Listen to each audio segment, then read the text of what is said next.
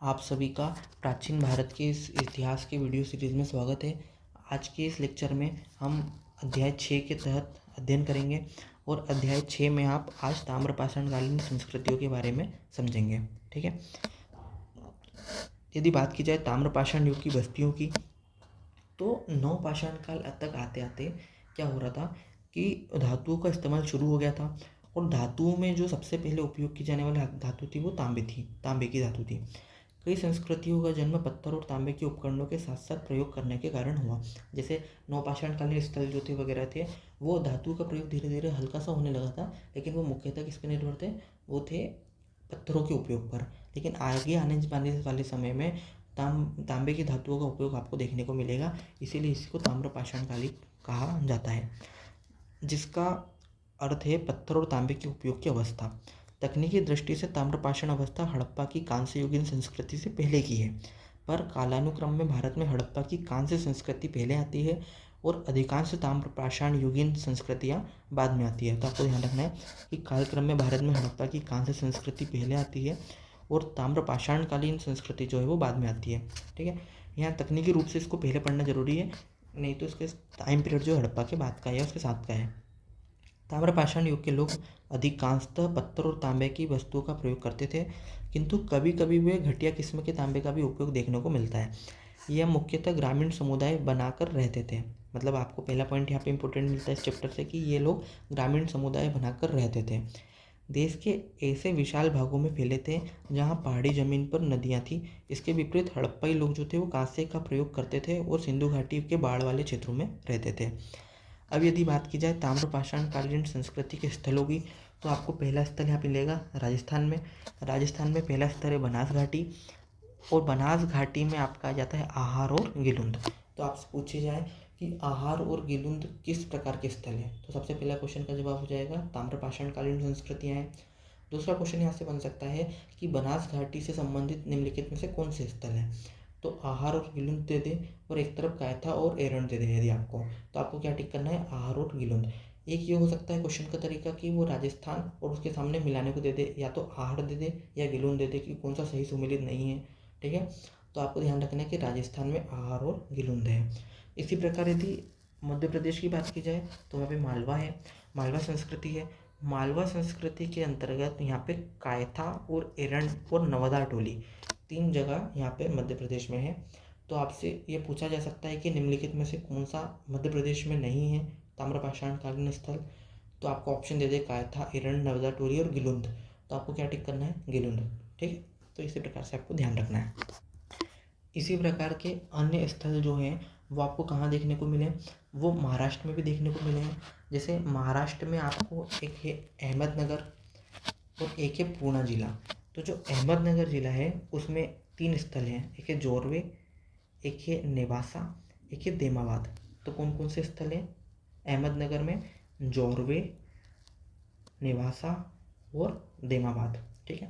वहीं यदि पुणे जिले की बात की जाए तो वहाँ पे चंदोली, सोनगांव, इनाम गांव, प्रकाश, नासिक। तो आपको ये क्षेत्र कहाँ पे देखने को मिलेंगे? पुणे में। तो आपको ध्यान रखना है चंदोली, सोनगांव और इनाम गांव, जबकि अहमदनगर में जोरवे, नवासा और देमाबाद शामिल है। तो हमने क्या किया है कि यहाँ पे जो चीज़ें थी उनको यहाँ पे स्पष्ट लिख दिया आपको। इसी प्रकार यहाँ पर ताम्रपाषाणकालीन स्थल इलाहाबाद जिले के विंध्य क्षेत्र में भी पाए गए हैं।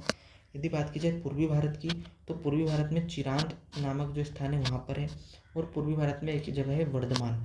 वर्धमान जो है वो पांडु राजार डीवी से संबंधित एक जगह है, तो वर्धमान को ही पांडु राजा डीवी भी कहा जाता है। इसी प्रकार वेस्ट बंगाल में एक है महिषदल नामक स्थल। ठीक है। तो वेस्ट बंगाल में हो गया महिषदल, पूर्वी भारत में हो गया चिरांद, वर्धमान या पंडू राजा डीवी, महाराष्ट्र के अहमदनगर में हो गया जोरवे, नेवासा और दौलताबाद, देमाबाद, पुणे में हो जाएगा आपका चंदोली, सोनगांव और इनाम गांव। ठीक है। जोरवे संस्कृति जो है वो प्रवरा नदी के बाएं तट पर है। यदि बहुत बार ऐसा होता है कि नदी के बारे में पूछ लेता है कि संस्कृति किस नदी के तट पर है, तो जोरवे संस्कृति जो है वो प्रवरा नदी के बाएं तट पर है। इसी प्रकार यदि आपसे वापस से पूछा जाए कि एमपी में कौन से स्थल है, तो कायथा, एरंड और नवदा टोली है। राजस्थान में आहार और गिलुंद है। ठीक है। अब देखते हैं आगे। इसी प्रकार बात की जाए उत्तर प्रदेश में, तो उत्तर प्रदेश में आपका खेराडी और नरहन जगह मिल जाएगी। तो यूपी में भी जगह मिल रही है आपको। कौन कौन सी? एक है खेराडीह और एक है नरहन। ठीक है, तो ये जगह कहाँ पर है? ये जगह है उत्तर प्रदेश में है। आगे यहाँ पे बताया गया है कि आहार का प्राचीन नाम, मतलब जो आहार संस्कृति राजस्थान में मिली है उसका प्राचीनतम नाम तांबावली है। आहार संस्कृति का काल 2100 से 1500 ईस्वी के बीच का रखा जाता है। गिलुंद इस संस्कृति का एक स्थानीय केंद्र माना जाता है और गिलुंद में तांबे के टुकड़े भी मिलते हैं। यहाँ तक कि प्रस्तर और फलक का उपयोग भी देखने को मिलता है। ठीक है, अब जो आगे बताया गया है यहाँ पे ये संस्कृतियों के बारे में दिया गया है आपको। जैसे आपका सिंध नदी क्षेत्र, तो ये वाला एरिया हो गया, सिंध नदी क्षेत्र हो गया ये वाला। दूसरा गंगा नदी क्षेत्र, तो ये वाला एरिया हो गया। तीसरा है, चौथा जैसे महानदी है तो महानदी वाला एरिया हो गया। इसी प्रकार नर्मदा नदी क्षेत्र के बारे में बताया गया है, तो ये नर्मदा नदी क्षेत्र हो गया। फिर ये तापी नदी क्षेत्र हो गया। ठीक है, तो इसी प्रकार कर्नाटक, महाराष्ट्र, तो ये जानकारी आपको दी गई है। आगे बताया गया इसमें कि जो ताम्रपाषाण काल के लोग थे वो क्या थे?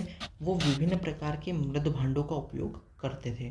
ठीक है, एक किस्म के बर्तन काले और लाल मृद भांडों का उपयोग भी यहाँ देखने को मिलता है। इसका उपयोग वो मतलब जल, पानी, अपने चीज़ों को रखने वगैरह में इसका उपयोग देखने को मिलता है। ठीक है, ये बात केवल राजस्थान, मध्य प्रदेश और महाराष्ट्र के बारे में ही नहीं है, बल्कि बिहार और पश्चिम बंगाल के बारे में भी देखने को मिलती है। पश्चिम बंगाल में अभी हमने पढ़ा था कि महिषदल नामक स्थल है जो पश्चिम बंगाल में है। और यदि बात की जाए पूर्वी क्षेत्र की, पूर्वी भारत की, तो पूर्वी भारत में कौन सा है? चिरांद और वर्धमान यहाँ पे शामिल है।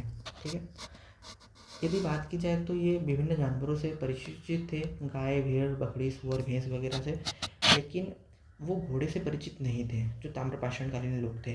क्योंकि हड़प्पा सभ्यता के लोगों के बारे में भी ये क्वेश्चन बहुत बार पूछा जा चुका है कि वो घोड़े से परिचित थे, और वो घोड़े से परिचित नहीं थे। ठीक है, आगे इसमें बताया गया है कि किस प्रकार से, ध्यान आकर्षक बात यह है कि वे लोग गेहूँ, चावल उपजाते थे और मुख्य अनाजों के रूप में अतिरिक्त बाजरे की खेती भी यहाँ पर वो करते थे। मसूर, उड़द, मूंग आदि कई दलहन मटरों का भी उपयोग करते थे। लगभग ये सभी अनाज महाराष्ट्र और नर्मदा नदी घाटी में आपको देखने को मिलेंगे। ठीक है, दक्कन की काली मिट्टी में कपास की पैदावार होती थी और निचले दक्कन में रागी, बाजरा अनाजों का उपयोग किया जाता था। ठीक है, मछली और भात पूर्वांचल के लोगों का आहार है जो देश के उस भाग में आज भी आपको देखने को मिलेंगे। वहीं राजस्थान की यदि बनास घाटी की बात की जाए तो वहाँ पे आहार और गिलुंद में 4 हेक्टेयर का क्षेत्र शामिल है। ताम्रपाषाण युग के लोग प्रायः पक्की ईंट में परिचित नहीं थे, वो कच्ची ईंटों का उपयोग करते थे। 1500 ईसा पूर्व के आसपास यदा कदा ये अपना कच्ची ईंटों से बनाते थे। ठीक है, और गीली मिट्टी थोप कर उसे बनाते थे, जैसे आज भी अपने यदि गाँव में देखा हो तो इस प्रकार का देखने को मिलेगा आपको। पश्चिमी महाराष्ट्र में आरंभिक ताम्रपाषाण व्यवस्था इनाम गांव स्थल पर चूल्हों सहित बड़े बड़े कच्ची ईंटों के मकान और गोलाकार गड्ढों के आपको देखने को मिलेंगे। वहाँ पर इनाम गांव में मकान बस्ती के केंद्र हैं और यहाँ पर आपको अनाज के गोदाम भी देखने को मिल जाएंगे। इसी प्रकार जोरबे जो महाराष्ट्र से है वहाँ लाल काले रंग के चित्रित बर्तन देखने को मिलेंगे। फिर यहाँ पर यही बताया गया है कि किस प्रकार टेराकोटा का, ठीक है, क्वार्टज पत्थरों का उपयोग इन्होंने लोगों ने किया। आगे यहाँ पर चर्चा की गई है कि ताम्रपाषाण व्यवस्था में अनाज भवन, मृदवान आदि क्षेत्रीय अंतर भी देखने को मिलेगा, क्योंकि जो ताम्रपाषाण कालीन स्थल है जैसे महिषदल वेस्ट बंगाल में है और आहार संस्कृति और गिलुंद जो राजस्थान में, तो काफ़ी ज़्यादा जलवायु विशेषकर अंतर हो जाएगा, मृदा का, जलवायु का, वायुमंडल का। तो उसी आधार पर इनके जो आपके मृदभांड होंगे, जो आपके अनाज के तरीके होंगे, उसमें भी काफ़ी अंतर देखने को मिलता है। ठीक है, जो ये इनाम गांव है, इनाम गांव से मकान की सामाजिक संरचना के बारे में जानकारी मिलती है। महाराष्ट्र में लोग जो है वो मृतक को कलश में रखकर घर में फर्श में अंदर दबा देते थे। किस दिशा में? उत्तर से दक्षिण की स्थिति में। ठीक है, इसी प्रकार आगे इसमें बताया गया है कि ताम्रपाषाण युग के लोग मातृ देवी की पूजा भी करते थे। ठीक है, कई कच्ची मिट्टी की नग्न मूर्तियाँ भी यहाँ पर पूजा के रूप में देखने को मिलती है। इनाम गांव जो है वो वहाँ पर मातृ देवी की प्रतिमाएं मिली हैं।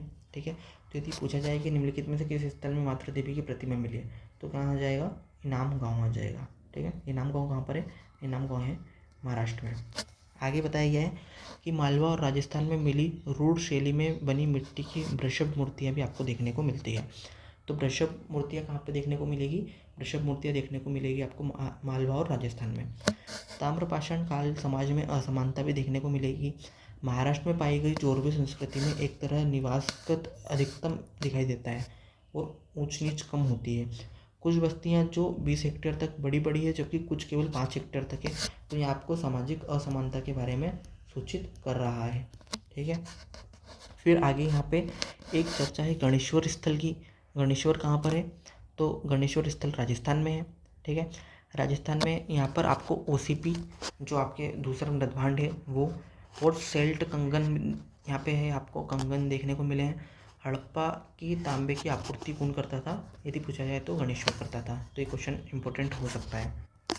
गणेश्वर मुख्यतः हड़प्पा को तांबे की आपूर्ति करता था और एक कृषिजीवी और मुख्यतः शिकारीजीवी होता था। तो गणेश्वर कहाँ पर है? राजस्थान में है।